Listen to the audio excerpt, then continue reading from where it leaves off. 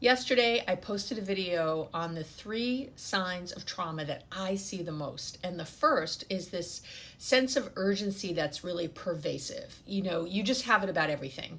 You feel impulsive, you feel compulsive, you feel anxious, you feel like you have to take care of things right away, that you have this real inability to let things sort of wait and settle, that it gets you just feeling crazy and unable to relax. So, and getting asked for some tips around that. What do you do when you have that sense of urgency around everything? And there's really, other than obviously talking to a professional always and not diagnosing yourself and all that, and maybe medication is warranted, but I would say even if you use medication, you still need to know the tips. You still need to know what to do, you know, the action tools. And I would say that the number one biggest thing you have to learn is being mindful. And let me be really clear, mindfulness and self-awareness are different things. I'm very self-aware that I'm controlling when I get anxious, but I'm not always in a moment noticing that I'm being controlling. And that's the mindfulness. Mindfulness is a present moment awareness. So let's say you're talking to your mom and she's saying, you know, I'm really worried about your dad and we need to do something and blah, blah. And you're like, oh my God, yeah, we do. What are we going to do? And you just start acting.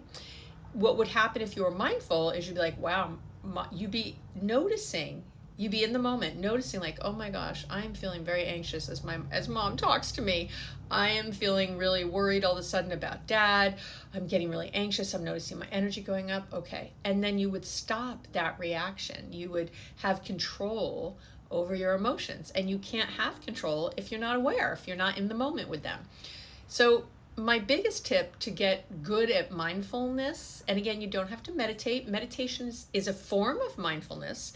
It's a way to be still, but in my experience, people who have this anxiety and this sort of agitation and the urgency have a really hard time jumping into a meditation practice. So I say jump into a mindfulness practice. And the easiest thing you can do, and it's so effective, is to set a reminder on your phone or wherever for 3 times a day. I don't care when it goes off. 8 a.m., 2 p.m., and 7 p.m. And you really want it to be when you're busy. You don't want to think, oh, when am I in between meetings? Or when, no, it's okay if it goes off when you're doing something. Because what you're going to, and all you're going to do is sort of notice where your head was. Trust me, it's not on the thing. Like, let's say you were, at work working on something, you were probably already thinking about what you have to make for dinner, or about your mom and your dad, or whatever. We're most of the times our minds are wandering. That's a whole different video I can do on the research of Matt Killingsworth, but our minds are wandering almost 50% of the time. So most of the time, half the time, not most of the time, half the time, your mind's somewhere else. So, but having said that, what you want to do is set that timer, the reminder on your phone, and when it goes off, just notice where you were. Don't judge it. Don't be mean. Don't be like, what's wrong with me? Why am I thinking about my dad? And just bring yourself back and get yourself into, how am I feeling right now? Take that breath, calm your system a little bit. What you're trying to do is calm your nervous system, and then go about your day. That's all you want to do. But what happens is your brain thrives on recency and frequency.